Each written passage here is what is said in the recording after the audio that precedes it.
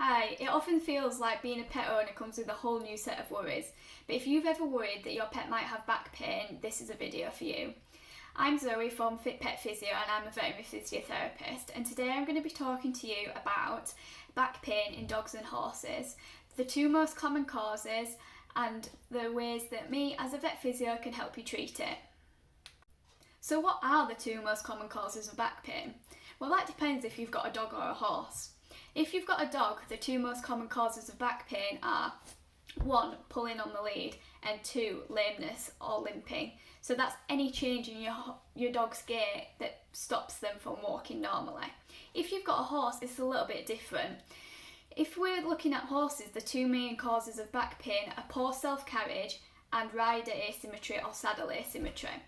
So we'll talk a little bit more about these now. Pulling can be a right pain, or you might actively encourage it for sports such as bike drawing, canicross or weight pulling.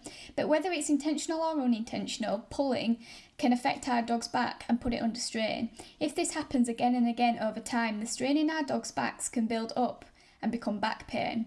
This is primarily due to your dog's back muscles doing more work than they should be.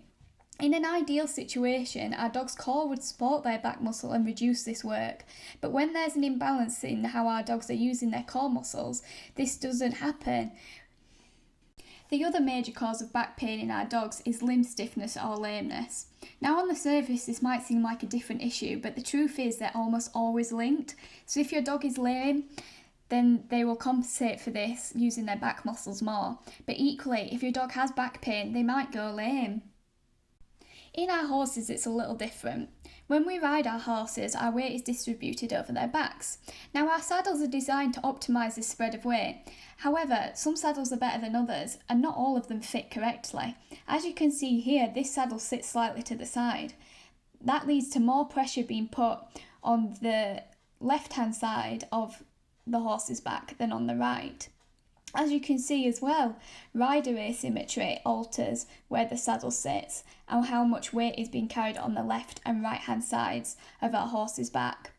So if you have a tendency to sit to the right, this compresses the muscles on the right hand side of your horse's back more than the left, and this means that they find it really difficult to stretch to the left. Another cause of back pain in our horses is poor self-carriage. Now, it might sound a little bit jargony, but basically it just means that your horse isn't engaging their core and supporting themselves, but instead leaning on us and training aids to help hold them together, which is the work their core should be doing. And this puts more strain on their back muscles. So if you're thinking, oh no, my dog does that or my horse does that, then don't worry. There are a load of things that I can do as a vet physio to help you out, and some of them that you can even do yourself at home. So the 4 major treatments that we use for back pain are massage, pulse magnetic therapy, laser, TENS, and then the stuff you can do at home are core strengthening exercises. Don't worry if you're a bit confused as to what those all are. We'll go through them all in a little bit more depth now. So how can your vet physio help? The first way they can help is with laser therapy. Laser therapy uses light energy to alter the way your pet's body heals tissues and how they perceive pain. Laser therapy is the best treatment for trigger points, which are focal pain points within the muscles of your pet's back, which you can see here. They cause a twitching sort of sensation as they spasm. And if you apply laser to these points, you can see afterwards that they're almost completely gone. Pulse magnetic therapy is also a great way to help alleviate pain and tension, such as these trigger points. And that works by altering blood flow and increasing healing. It's often used at the same time as laser therapy to reduce tension and pain within your pet's back muscles. A TENS machine can also be used to reduce pain. It creates small little electrical stimulations of the sensory nerves, and these sensory nerves send messages to the brain to release endogenous opioids. These opioids produce pain relief just like opioid medications that we would take, such as morphine.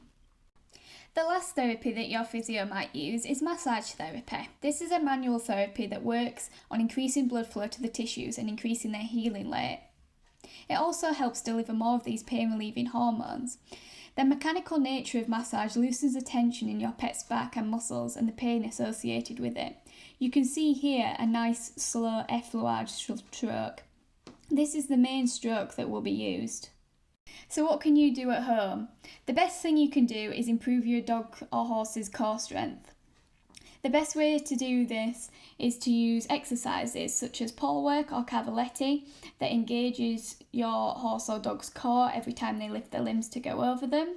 Using exercises such as weight shifting exercises, so these are your wither rocks and tail pulls in your horses, and work that shifts your dog's balance, so that can be using wobble cushions or memory foam pads or even wobble boards.